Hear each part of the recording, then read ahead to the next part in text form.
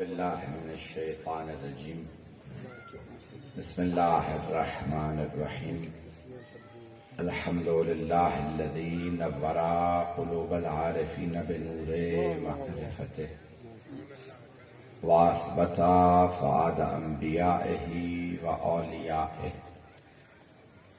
بقصص الأنبياء والمرسلين وأكمل إيمان المسلمين والمؤمنين بولاية علي أمير المؤمنين عليه السلام.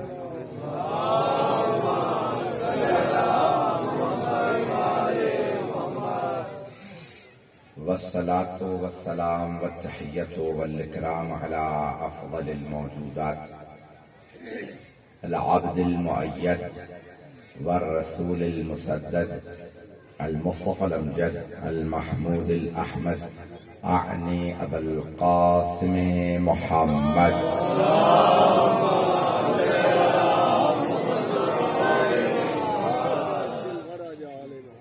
وعلى روحه ونفسه وسهره ووسيه سيد الأتقياء والأصفياء مولى الموالي إمام المتقين علي بن أبي طالب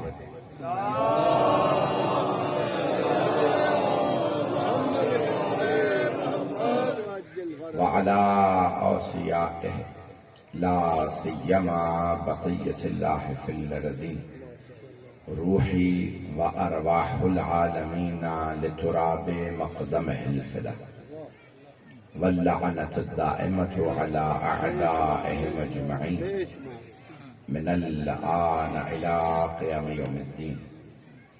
أما بعد فقد قال الله الحكيم في كتابه الكريم بسم الله الرحمن الرحيم ألهاكم التكاثر حتى زرتم المقابر كلا سوف تعلمون ثم كلا سوف تعلمون كلا لو تعلمون علم اليقين لترون الجحيم ثم لترونها عين اليقين ثم لتسألن يومئذ عن النعيم.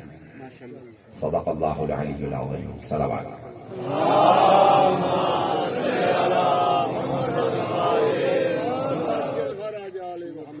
اذان گرامی میں جانتا ہوں تاخیر کافی ہو چکی میرا پہلی دفعہ اتفاق ہے آپ کے اس امام بارگاہ میں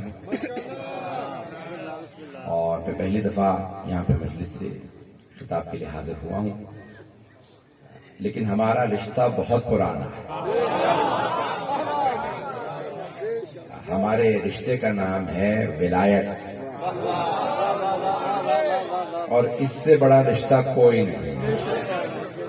تو سرور کائنات کا فرمان حدیث نبوی ہے کہ اگر علی نے تم میں سے کسی کے باپ کا قتل بھی کیا ہو، کیونکہ اس زمانے میں ایسا تھا کہ کوئی کافر ہوتا تھا مشرک بیٹا مسلمان ہو جاتا تھا ایمان لیا، کہ اگر تم میں سے کسی کے باپ کا بھی میرے بھائی علی نے قتل کیا ہو تو خبردار علی کا بغض نہ رکھنا.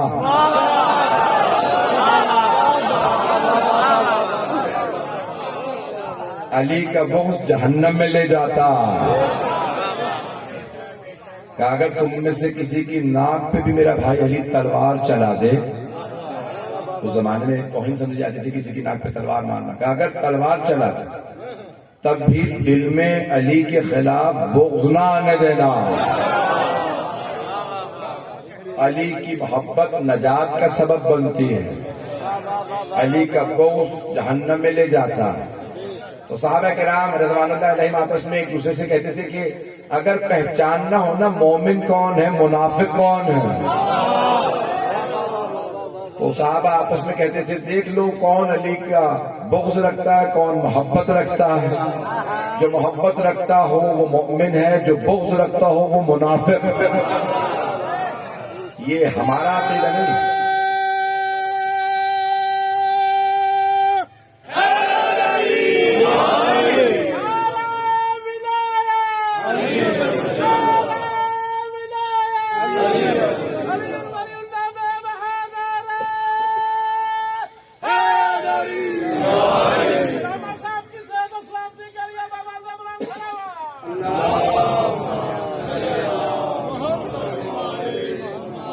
آپ کی محبت کا شکریہ. یہ صرف ہمارا عقیدہ نہیں ہے، میں کر رہا تھا یہ شیعہ عقیدہ نہیں ہے کہ لوگ کہیں گے شیعہ عقیدہ، نہیں، صحابہ کا بھی یہی عقیدہ تھا۔ میں جو پیش کر رہا ہوں سن لیجیے گا، سورہ تکاثر میں نے عنوان قرار دیا ہے، سورہ نمبر 103 ہے قرآن کریم کا، 8 آیات ہے، بسم اللہ سمیت 9 آیات ہیں، مختصر سی آیات ہے، بسم اللہ الرحمن الرحیم۔ الہاکم التکاثر، تمہیں ہلاک کر دیا ہے کثرت نے۔ بھئی مجھے بتایا گیا کہ یہ آپ کی جو بستی ہے یہ بے انتہا مجالس سننے کی عادی ہے، اور آپ لوگ عزادار ہیں، بڑے بڑے خطبہ کو، ذاکرین کو، واعظین کو سنتے رہیں، مجھے حقیق کے بھی چند جملے سن لیجئے گا۔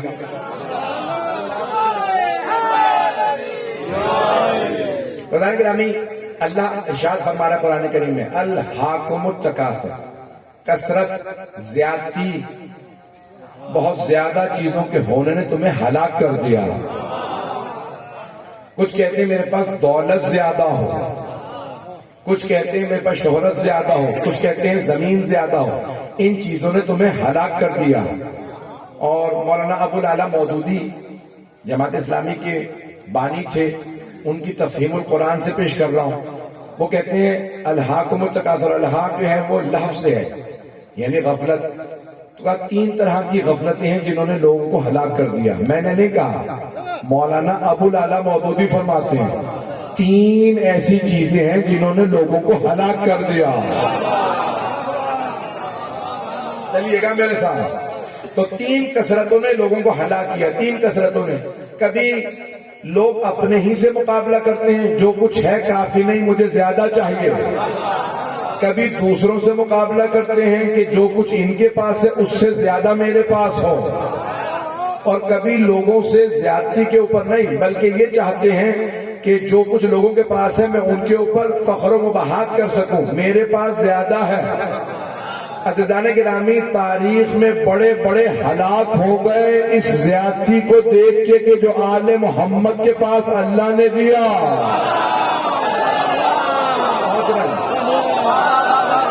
پہنچ رہے مجمع میں، بڑے بڑے افراد یہ کہتے تھے بھئی ان کے پاس کیا۔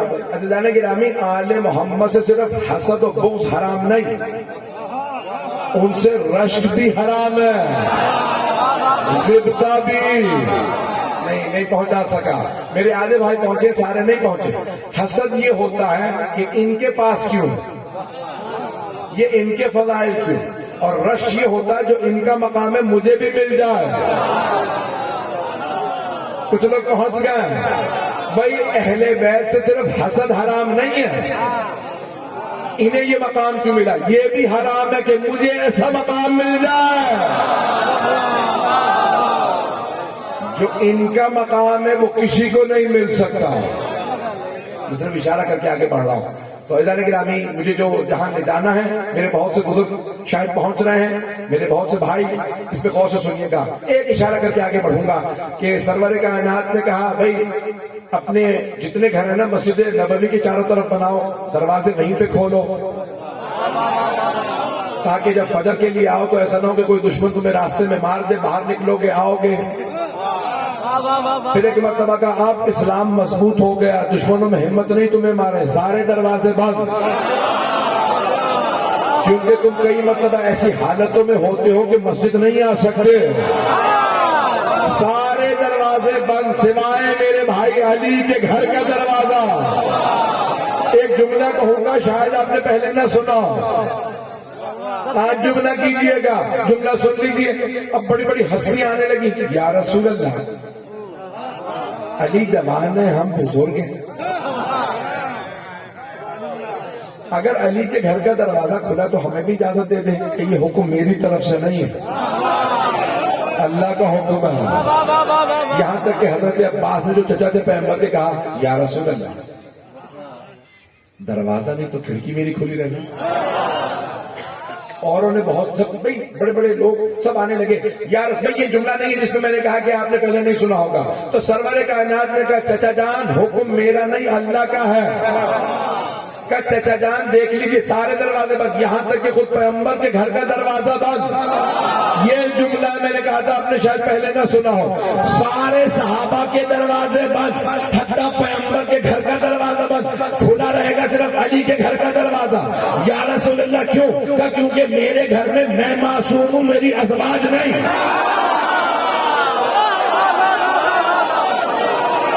علی کا معاملہ یہ ہے، وہ بھی معصوم، زوجہ معصومہ، بیٹے معصوم۔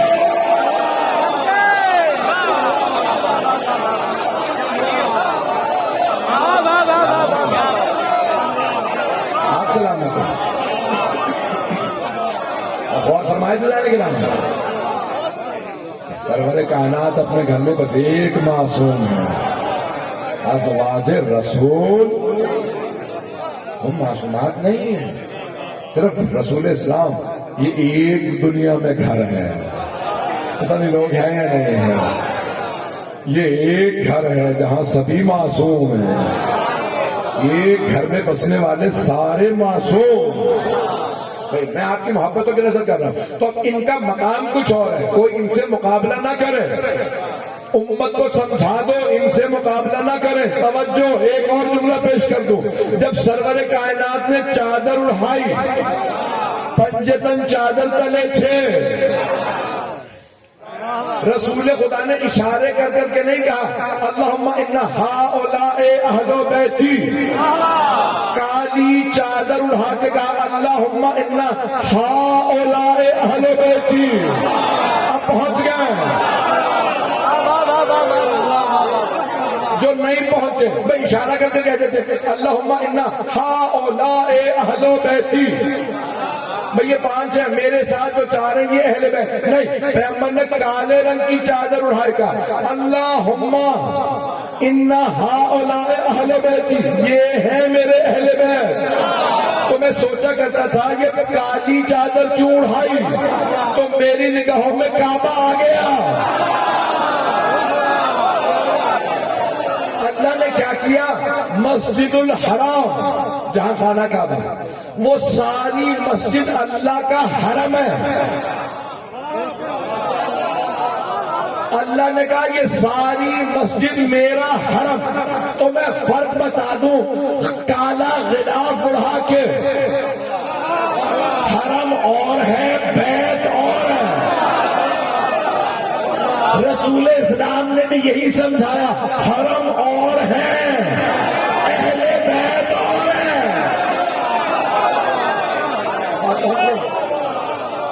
جو اردو سمجھنے والے ہیں وہ پہنچ گئے ہوں گے، حرم اور ہے، اہل بیت۔ اور جو ابھی بھی نہیں سمجھے ہیں ان کے لیے ایک اور جملہ پیش کر دوں، میرے بہت سے بھائی پہنچ گئے ہیں، میرے بچے میرے بزرگ غور سے سنیں گے۔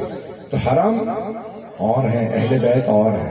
تو سرور کائنات نے دیکھا کہ جب چادر اڑا رکھی ہے نا، تو حضرت ام سلمہ رضی اللہ عنہا فوراً قریب آئیں، کہا یا رسول اللہ اتأذن لی ان اکون معکم، یا رسول اللہ آپ کی اجازت ہے میں بھی چادر تلے آ جاؤں؟ تو تمام شیعہ علماء نے لکھا ہے، رسول اسلام نے ہاتھ پہ اشارہ کیا انتی علی الخیر، اے ام سلمہ آپ خیر پہ ہیں، اہل بیت میں نہیں۔ پہنچ جائے، سرور کائنات نے روک دے، تمام علماء نے یہی لکھا، بعض نے کسی اور زوجہ کا بھی نام لکھ دیا، لیکن لکھا سب نے یہی ہے کہ کسی زوجہ نے اجازت مانگی میں چادر تلے آ جاؤں، پیغمبر نے کہا انتی علی الخیر، ہے ام سلمہ رک جائیے، آپ خیر پہ ہیں، اہل بیت میں نہیں۔ میں آپ کی زبان میں ترجمہ کر کے بتا دوں، اس جملے پہ میری بڑی محنت ہے، اگر کسی سے سننا ہو تو میرا ہی جملہ ہے۔ سرور کائنات کا رک جائیے، آپ خیر پہ ہیں، اہل بیت میں نہیں، آپ کی زبان میں بتا رہا ہوں، آپ رضی اللہ عنہا ہیں، یہ علیہ السلام ہے۔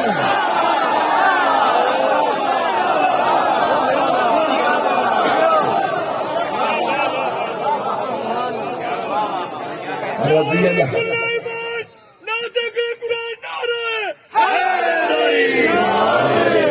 فرمانے جانے کے رضی اللہ اور ہیں، علیہ السلام اور ہیں۔ ایک اور وضاحت کر دوں، یہ جملہ سوشل میڈیا پہ میرا بہت چلا، دنیا بھر میں دیکھا گیا، لیکن مجھ سے سن لیجیے، اگر آپ نے سن رکھا تب بھی سن لیجیے گا کہ میں تشریح کرنا چاہتا ہوں کہ رضی اللہ میں اور علیہ السلام میں فرق کیا ہے. سننا چاہیں؟ رضی اللہ عنہم یا عنہنہ یا رضی اللہ عنہ جو ہیں ان میں اور علیہم السلام میں فرق کیا ہے؟ جو رضی اللہ عنہم ہے نا وہ انتظار کرتے ہیں آیتیں آئیں تو ہم عمل کریں. آپ کی محبت ہے، بہت محبت سے بہت پیارے انداز سے سن رہے ہیں، میری توقع سے بالا تر سن رہے ہیں، جو میں سوچ کے آیا تھا کہ آپ سنیں گے اس سے بہتر سن رہے ہیں. رضی اللہ عنہم وہ ہیں جو آیتوں کے نزول کا انتظار کریں. رضی اللہ عنہم وہ ہیں جو انتظار کریں آیت آئے ہم عمل کریں. آیت آئی اقیم الصلاۃ نماز قائم کرو، انہوں نے نماز پڑھی. آیت آئی وآتوا الزکاۃ زکات ادا کرو، انہوں نے زکات دی. آیت آئی یا ایھا الذین آمنوا کتب علیکم الصیام کما کتب علی الذین من قبلکم لعلکم تتقون، اے ایمان والو تم پہ روزے فرض کر دیے گئے جیسے تم سے گزشتہ امتوں پہ فرض کیے گئے تھے، انہوں نے روزے رکھے. آیت آئی وللہ علی الناس حج البیت من استطاع الیہ سبیلا، جس پہ استطاعت ہو وہ اللہ کے گھر کا حج کرے، وہ حج پہ چلے گئے. آیت آئی جہاد کرو، وہ جہاد پہ گئے. آیت آئی ہجرت کرو، انہوں نے ہجرت کی. آیتیں آتی رہیں وہ عمل کرتے رہے. رضی اللہ عنہم وہ ہیں جو آیتوں کا انتظار کریں، آیت نازل ہو تو ہم عمل کریں. علیہم السلام وہ ہیں جن کا آیتیں انتظار کرتی ہیں.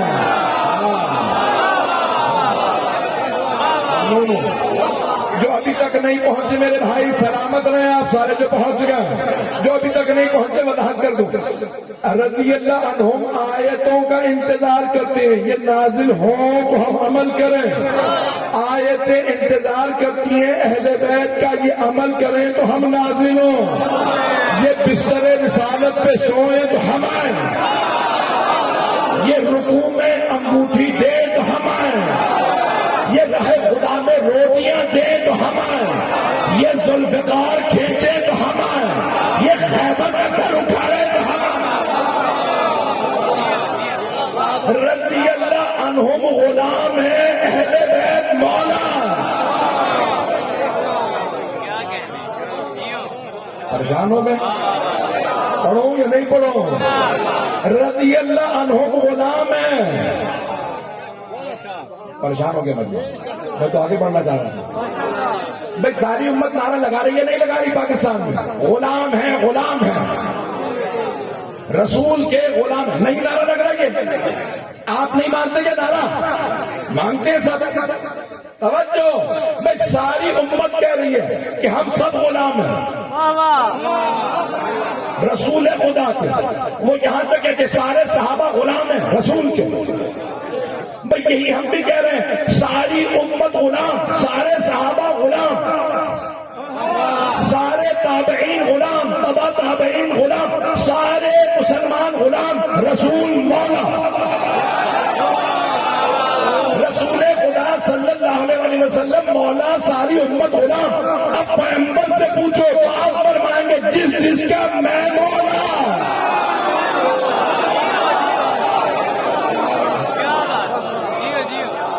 اس کے علی مولا ہے، لیکن ساری امت غلام ہے، سب غلام ہیں. رسول خدا مولا ہے، اور جن کے رسول مولا ہے ان کے علی مولا ہے. میں مکمل کرنا چاہتا ہوں موضوع کو. جانے کے نام کثرت نے ہلاک کرنا. کس چیز نے؟ کثرت میں، زیادتی نے. تو جانے کے نام جملوں کو اشاروں میں پہنچ جائیے گا. بڑے محتاط انداز سے پڑھ رہا ہوں اور جو پیش کر رہا ہوں بڑی ذمہ داری سے. تو چاہتے کچھ لوگ کہ ہمیں دولت مل جائے تو کہتے ہیں کم ہے اور ملے، اور مل جائے کہتے ہیں کم ہے اور ملے. دولت جمع کر کے غنی بننے والے اور ساری دولت لٹا کے امیر کہلانے والے آل محمد ہیں.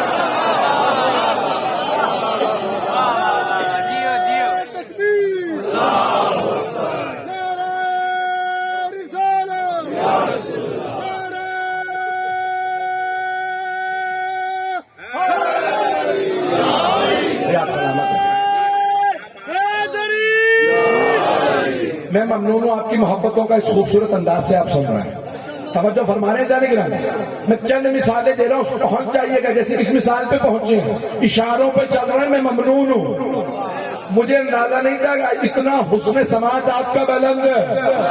میں انہی اشاروں پہ چلیے گا. سارے مجمع کی توجہ. کچھ دولت کی کثرت انہیں ہلاک کر دیتی ہے. دولت کی, پیسے کی کثرت انہیں ہلاک کر دیتی ہے. ہلاک. مکہ پیسے والوں سے بھرا ہوا تھا. میں نے نام کسی کا نہیں لیا. بڑے بڑے پیسے والے مکے میں تھے. اللہ نے نظر دوڑائی. اللہ کی نظر صرف ایک کے پیسے پہ روکی. وہ تھی ملیکہ دلہا خدیجہ الکبریٰ. ممنون.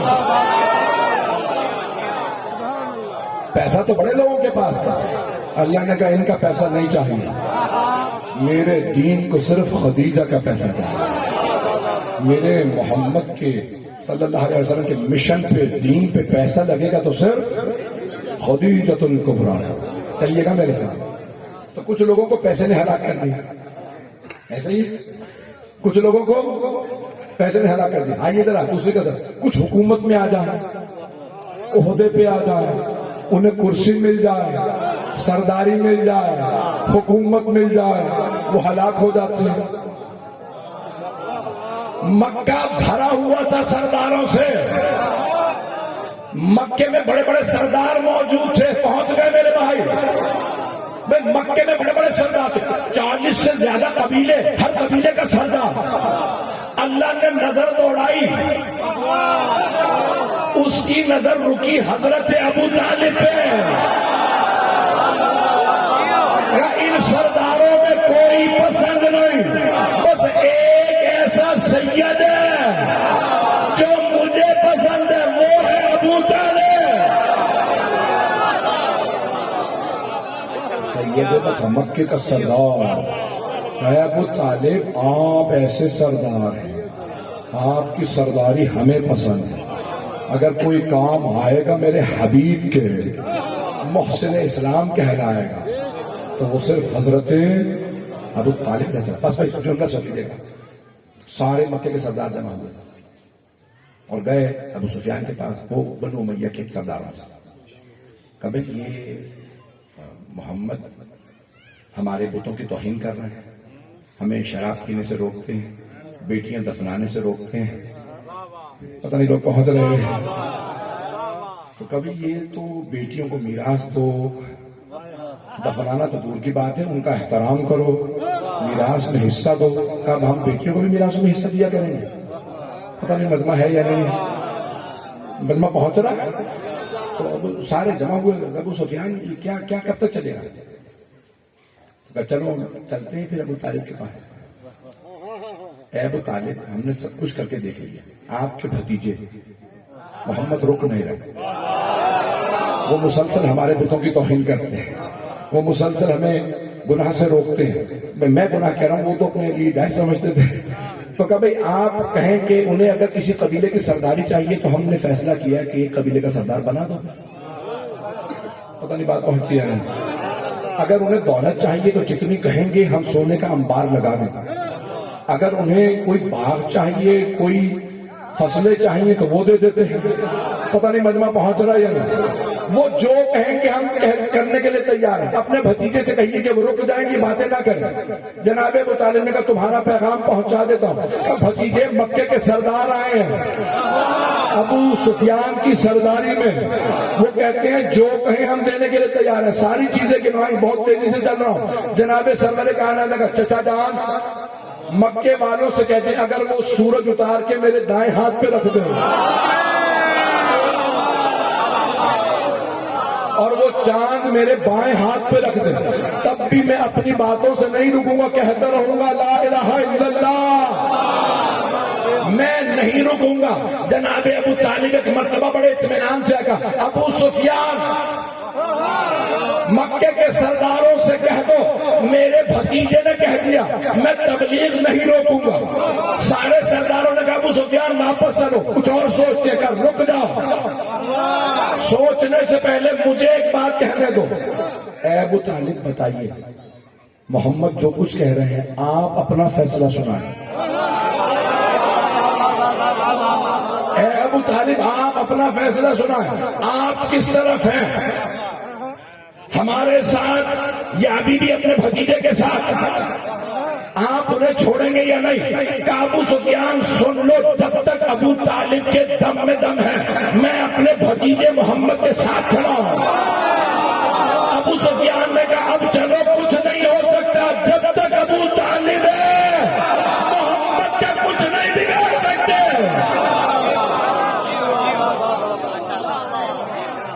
سب کو پتا تھا ایک ایسا مکے کا سردار ہے کہ جب تک وہ رسول اسلام کے ساتھ کھڑا ہے کچھ نہیں ہو سکتا، اللہ نے ہی ان پہ نظریں رکھی ہیں۔ دوسرا جملہ پیش کرو بڑے محتاط انداز سے۔ حضرت گرامی کچھ لوگ حکومت میں آ جاتے ہیں، انہیں حکومت مل جائے تب بھی کہتے ہیں کافی نہیں،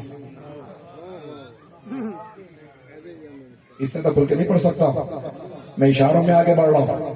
انہیں حکومت بھی مل جائے نا، وہ کہتے ہیں کافی نہیں ہے، مجھے پہاڑ بھی چاہیے، مجھے باغ بھی چاہیے، بنے لوگ ہیں یا نہیں ہیں؟ وہ کہتے ہیں جو مل گیا کافی نہیں، مجھے اور بھی چاہیے۔ اللہ کہہ رہا ہے زیادتی تمہیں ہلاک کر دے گی، کثرت کے پیچھے نہ جانا، یہ ہلاک کر دے گی۔ اب سمجھ میں آیا، بڑے بڑے کہہ گئے اگر یہ نہ ہوتے تو ہم ہلاک ہو جاتے۔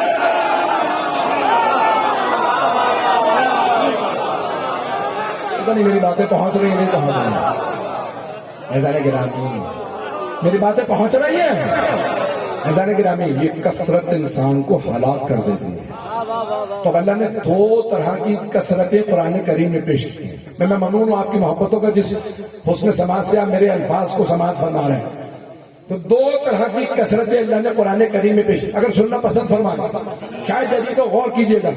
دو طرح کی کثرتیں، ایک ہے الحاکم التکاثر، ہلاک کر دیا کثرت نے لوگوں کو، اور دوسری کثرت ہے انا اعطیناک الکوثر،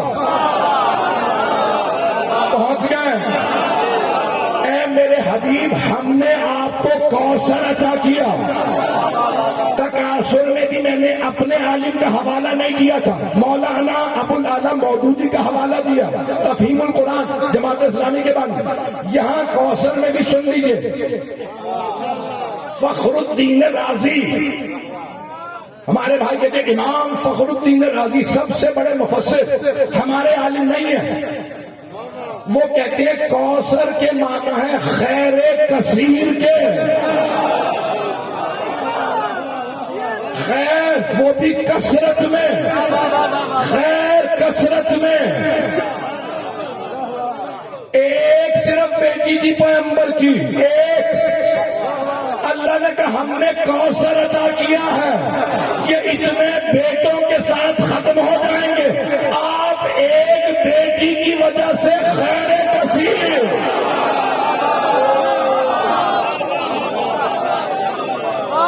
پہنچ گئے میرے بھائی، دو کثرتیں، میں ممنون ہوں آپ کی محبتوں، دو کثرتیں، ایک ہلاک کر دیتی ہے، دوسری شفاعت دلواتی ہے۔ میں کوثر والوں ہی کے لیے تو شفاعت ہے نا، ایک ہلاک کرتی ہے کثرت اور ایک شفاعت دلاتی ہے۔ تو دولت ہونا بری چیز نہیں، دولت کا غلط استعمال بری چیز ہے۔ اگر دولت اہل بیت سے دور کر دے تو ہلاکت ہے، اور اہل بیت سے قریب کر دے تو شفاعت ہے۔ پہنچ گئے میری بات، پہنچ گئی جا رہی ہے؟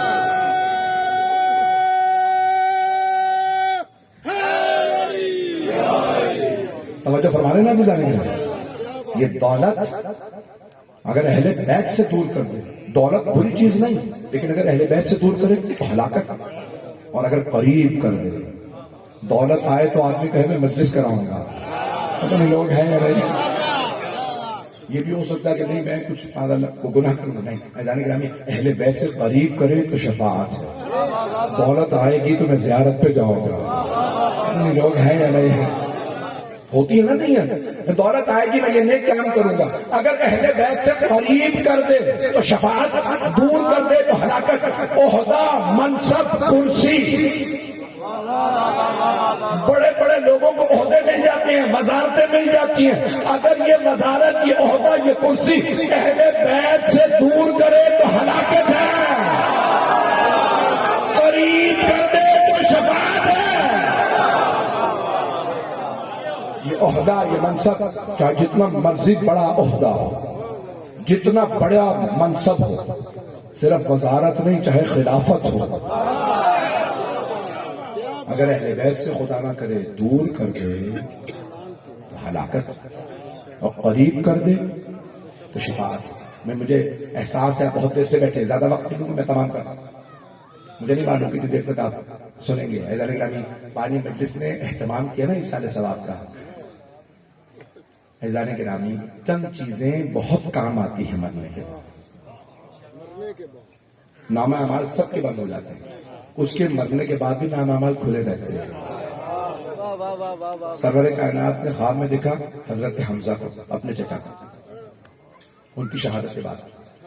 کتاب کا نام ہے دارالسلام فی الرؤیات والمنام، حاجی نوری کی کتاب ہے، اور سرور کائنات صحابہ کے مجمع میں کہتے ہیں، فرماتے ہیں کہ میں نے خواب میں دیکھا اپنے چچا کو، ان کے چچا جان کی شہادت کے بعد، موت کے بعد سب سے زیادہ کیا کام آیا،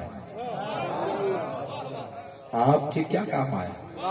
کہا یا رسول اللہ، میں جب دنیا سے چلا گیا تو مجھے ویسے ہی علی سے بہت زیادہ محبت تھی، پہنچ رہے ہیں، مجھے ویسے ہی بہت محبت تھی، میں علی میرے بھتیجے تھے، با کمال تھے، با فضائل تھے، با اخلاق تھے، با کردار تھے، ساری خوبیوں کے مالک تھے، مجھے ویسے ہی بے انتہا محبت تھی۔ یا رسول اللہ، یہ مرنے کے بعد علی کی محبت بہت کام آئی، چلیں گے؟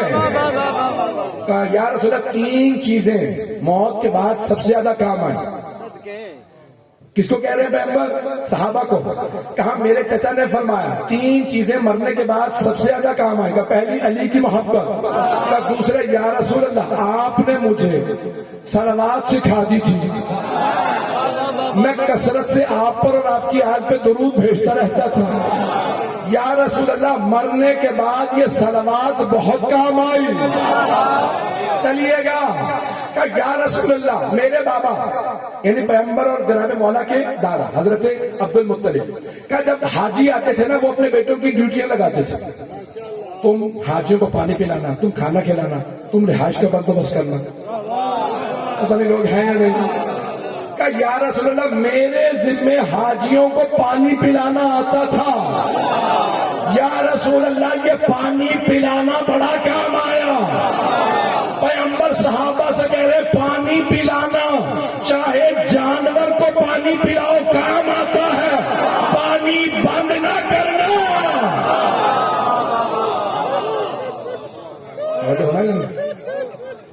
توجہ ہمارے میرے بھائیوں نے، بزرگوں نے، ہے میرے صحابہ یہ پانی پلانا بڑا کام آتا ہے۔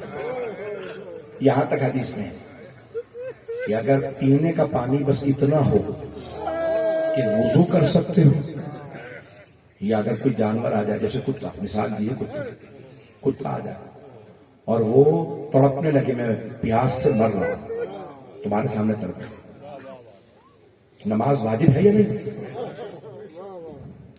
نماز واجب ہے، اور نماز کے لیے وضو واجب ہے، ضروری ہے، شرط ہے، نماز قبول نہیں جب تک وضو نہ ہو۔ تو سرور کائنات نے فرمایا اس نجس العین کتے کو پانی پلا دینا، اور تم تیمم سے نماز پڑھ لینا، کیونکہ پانی کم، جانور پیاسا ہے، کہ یا رسول اللہ اس نجس کا کہاں مخلوق خدا تو ہے، اسے پانی پلا دینا، تم تیمم کر لینا، پروردگارہ میں نے یہ پانی ضائع نہیں کیا، ایک گرم کلیجے کو ٹھنڈا کیا، لِكُلِّ كَبَدٍ حَرَّ، الفاظ آئے، کبد کہتے ہیں جگر کو، جب پیاس لگتی ہے نا تو جگر گرم ہو جاتا ہے، انسان کو تڑپ لگنا ہے، زبان خشک ہو جاتی ہے. کہا ہر گرم کلیجے کو ٹھنڈا کرنے کا ثواب ہے. اور حبیب خدا کتنے رحم دل ہیں، اگر ایک کتا بھی تڑپ رہا ہو جیسے پانی پلا. کیوں؟ کہ جانور جانتے ہیں نا یہ پاک مخلوق ہیں، ہم قریب نہیں جا سکتے. اہل بیت پاک ہے، محمد وال محمد. آئے تھے تقریب کا مثال. بس بھائی میں زحمت مانگ کر رہا ہوں، تھوڑی سی دیر میں اگر طویل مسائل پڑھوں تو سنیں گا نا.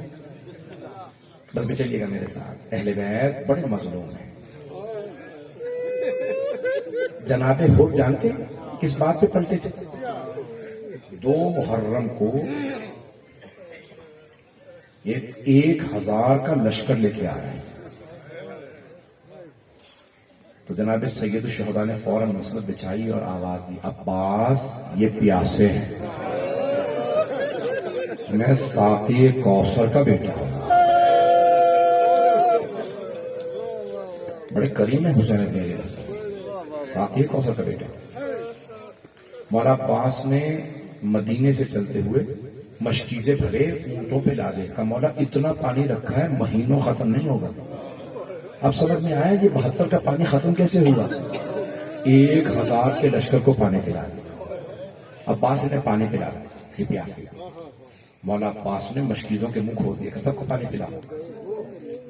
جناب سید الشہداء دیکھ رہے لوگ آ رہے. مولا فرماتے ہیں ایک آدمی خود کہتا ہے، دہانی ہے قبیلے کا، کہتا ہے کہ میں جب پہنچا تو مجھ میں اتنی طاقت نہیں تھی کہ اپنے اونٹ کو بٹھا سکتا. میں نے اپنی آنکھوں سے دیکھا حسین ابن علی آگے بڑھے، میرے اونٹ کی بھاگ کو پکڑا، میرے اونٹ کو بٹھایا، اپنے ہاتھ سے مجھے پانی پلایا. حسین اتنے کریم ہیں. کون ہے یہ؟ میں اور آپ تو نہیں نہ جانتی یہ کون ہوگا. مولا جانتے ہیں یہ 1000 کا لشکر مارنے آیا. ایسا ہی ہے بھائی. شیعہ عقیدہ تو یہی ہے. میرا عقیدہ یہ ہے امام علم غیب رکھتے، جانتے ہیں اپنے علم امامت سے یہ مجھے مارنے آئے ہیں، میرے قاتل ہیں. لیکن اتنے کریم ہیں نہیں، پیاسے ہیں اس وقت، مہمان. انہیں پانی پلا. جناب سید الشہداء نے پانی پلایا اور پھر ایک مرتبہ کہا ہو ظہر کا وقت ہو رہا، وہ اپنے لشکر کے ساتھ وہاں نماز پڑھ لیں، میں اپنے انصار کے ساتھ یہاں نماز پڑھ لوں. تو حضرت حر نے ایک مرتبہ دیکھا، کہا اے حسین آپ کے ہوتے ہوئے میں الگ نماز پڑھاؤں گا، میرا لشکر آپ کے پیچھے نماز پڑھے. نماز مکمل ہوئی. جناب سید الشہداء اپنے زوجنہ پہ سوار ہوئے، المیمون سفید براق آپ کی سواری. جیسے ہی آپ سواری پہ آئے لگام فرس میں ہاتھ ڈالا، حر تیزی سے آگے بڑھے، لگام میں ہاتھ ڈالا. کہا حسین میں جانے نہیں دوں گا. عمر سعد نے عبید اللہ بن زیاد نے مجھے بھیجا گرفتار کرنا. حسین اتنے کریم نے یہ نہیں کہا ابھی میں نے تجھے پانی پلایا.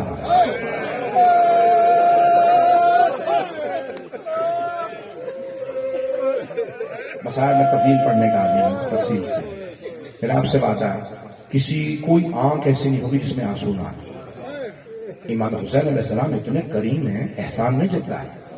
اے ہور تو ابھی مر رہا تھا میں نے پانی پلایا، یہ تمہارے جانور تک پیاسے تھے میں نے پانی پلایا. نہیں فرمایا کہ میں نے بھی پانی پلایا. ہور ابھی تو نے میرے پیچھے نماز پڑھی ہے، نہیں کہا. جانتے کیا فرمایا؟ بس ایک جملہ کہا، سکلت قومک، تیری ماں تیرے غم میں بیٹھے، تو نے میرے گھوڑے کی لگام میں ہاتھ ڈالا. تو ایک مرتبہ ہر نے غور سے جناب سید الشہداء کو دیکھا اور کچھ دیکھنے کے بعد کہا حسین اگر عراق میں کسی اور نے پورے عراق میں مجھ سے کہا ہوتا نا تیری ماں تیرے غم میں بیٹھے، وہ میری ماں کا نام زبان پہ لاتا، میں یہی جملہ اسے کہتا. لیکن میں مجبور ہوں، آپ کی ماں فاطمہ،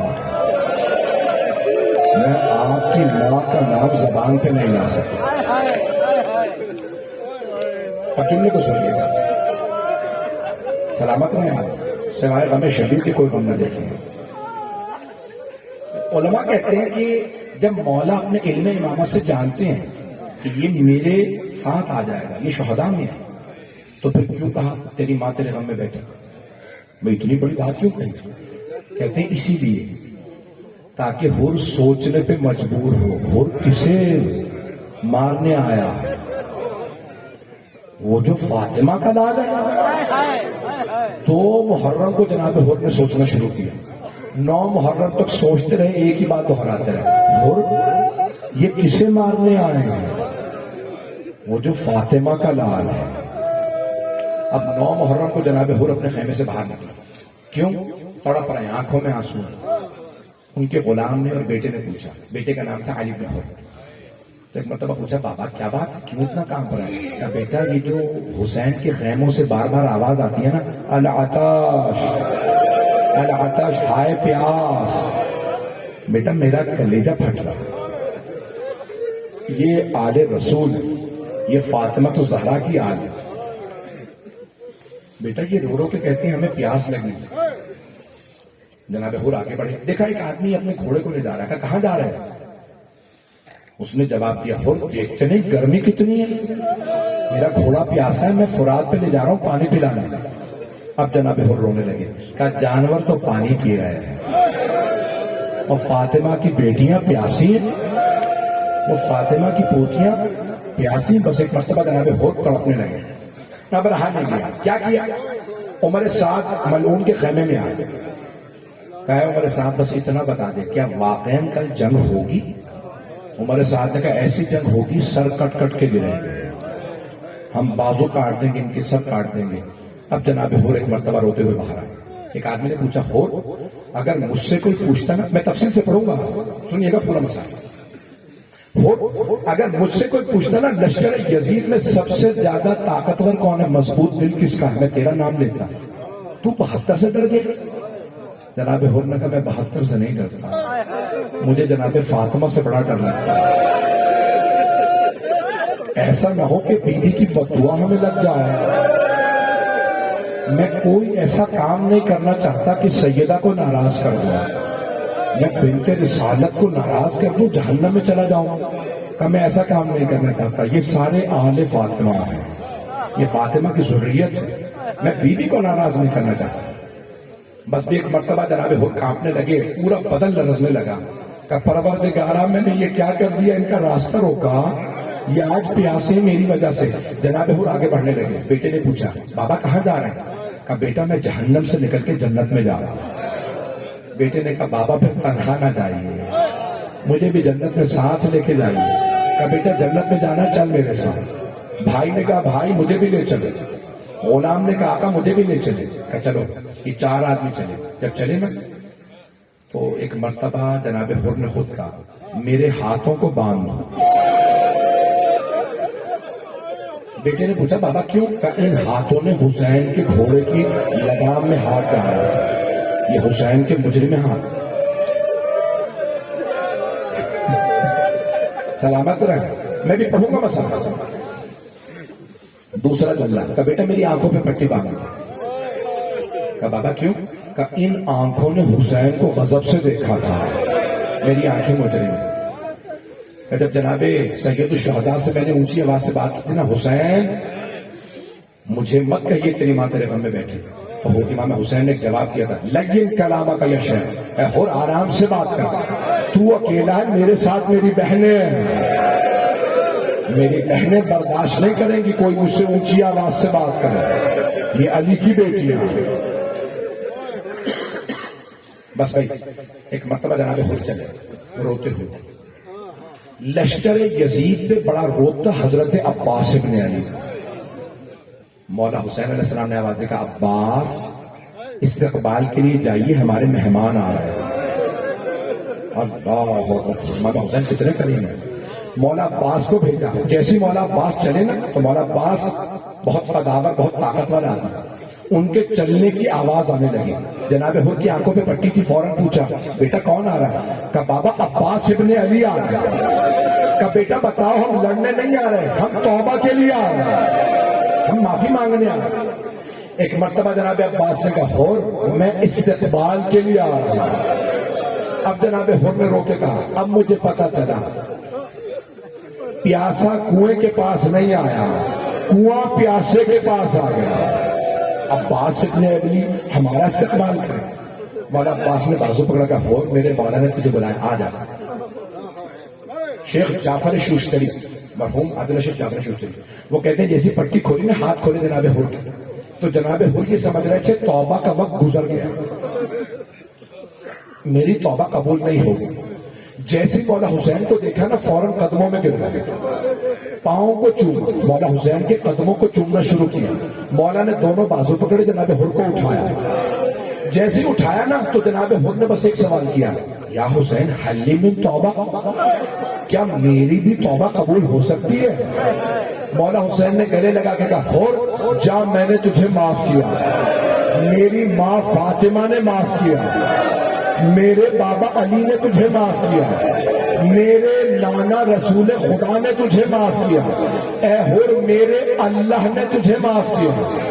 جناب حر بہت رو، کہا مولا اب جب میری توبہ قبول ہو گئی ہے، آپ نے مجھے واقعی دل سے معاف کر دیا، مولا میری ایک درخواست ہے۔ حر آپ درخواست کر رہے ہیں؟ حر آپ تو ہمارے مہمان ہیں، لیکن حر ہمارے پاس پانی نہیں کہ پلا سکے ہیں، گرمی بہت ہے لیکن پانی نہیں ہے۔ جناب حر رونے لگے، کہ مولا یہ پانی کا تانا نہ دیجیے گا، مولا میں نے ہی تو روکا تھا پانی سے۔ کہ حر کیا درخواست ہے؟ کہ مولا اگر آپ نے معاف کر دیا نا تو سب سے پہلے مجھے اجازت دی لڑنے کی، مکمل کروں مسائل؟ بھائی میں زیادہ وقت نہیں لوں گا، 5 سے 10 منٹ کی زحمت، چلیے گا میرے ساتھ۔ ایک مرتبہ جناب حر نے کہا، مولا مجھے پہلے اجازت دیجیے، میں پہلے لڑنے جاتا ہوں۔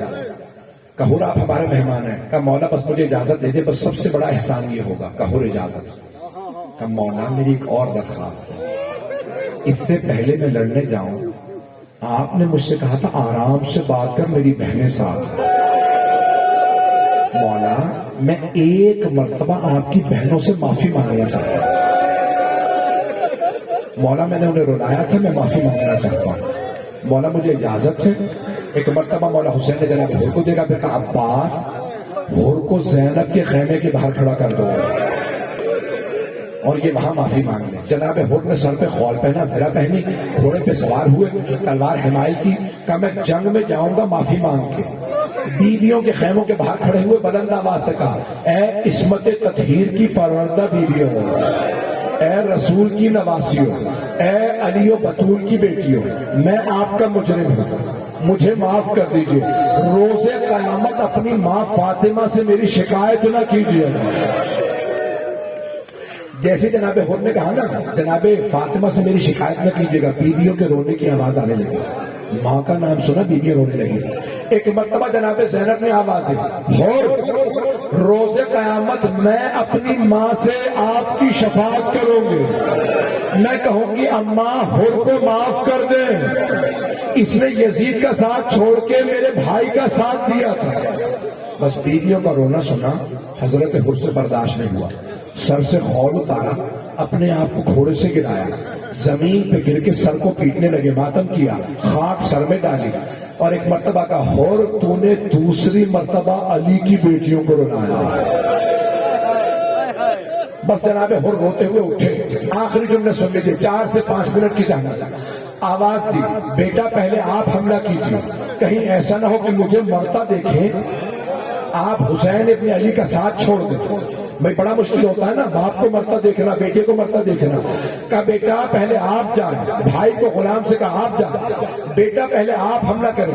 بیٹے نے حملہ کیا، مقابلہ کیا، کئی دشمنوں کو فنار کیا، حملہ کرتے کرتے ایک مرتبہ کسی ملعون نے حضرت حر کے بیٹے کے سر میں گرز مارا، گرز کا لگنا تھا، بیٹا گھوڑے سے گرا، آواز دی بابا میری مدد کو آئیے، بابا میں گھوڑے سے گر گیا، جناب حر سے برداشت نہیں ہوا، میرا بیٹا گر گیا، گھوڑے پہ سوار ہوئے بڑی تیزی سے مقتل میں آئے، جب مقتل میں پہنچے دیکھا مولا حسین پہلے سے موجود، مولا نے جناب حر کے بیٹے کے سر کو زانوں پہ رکھا ہوا، انہیں آخری وقت میں دلاسا دے رہے تھے۔ جب جناب حر کے بیٹے کی شہادت ہوئی ان کا سر مولا کے زانوں پہ تھا۔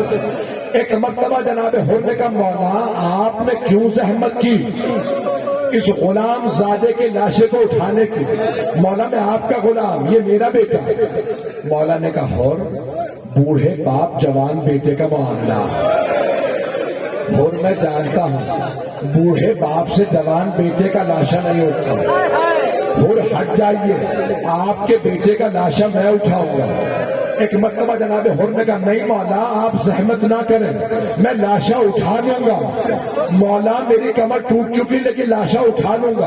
مولا نے کہا ہاتھ سے، حر ہٹ جائیے، آپ کے بیٹے کا لاشا میں اٹھاؤں گا۔ مولا لاشا اٹھا کے مقتل سے گنج شہداء میں لایا، لیکن جب ظہر کے بعد جناب علی اکبر گرے تو کوئی کہنے والا نہیں تھا مولا ہٹ جائیے، بوڑھے باپ جوان بیٹے کا معاملہ ہے، جوان بیٹے کا لاشا بوڑھے باپ سے نہیں اٹھتا۔